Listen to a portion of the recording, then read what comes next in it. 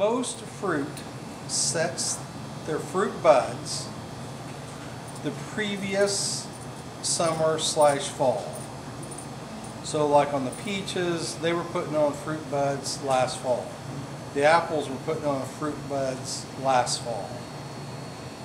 Now obviously like the tomatoes and all that, you know, we plant them in the spring and they bloom and no problem.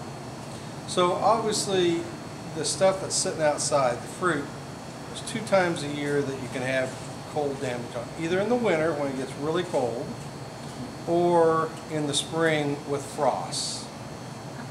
We've had a couple frosts, but the trees, the buds weren't out far enough to do much damage to those. So our main problem has been from last year's cold temperatures. And peaches are probably the most susceptible to cold damage. They can take from down to 0 with no problem at all.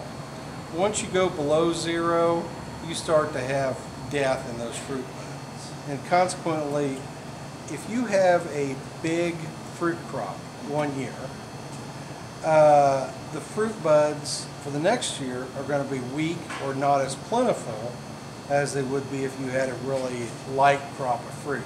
Because most of the energy that the tree produces is going to be going into the crop that's hanging there, not the crop for next year. Now luckily for us, it was a pretty light fruit crop last year, so the trees had tons of buds on them this winter.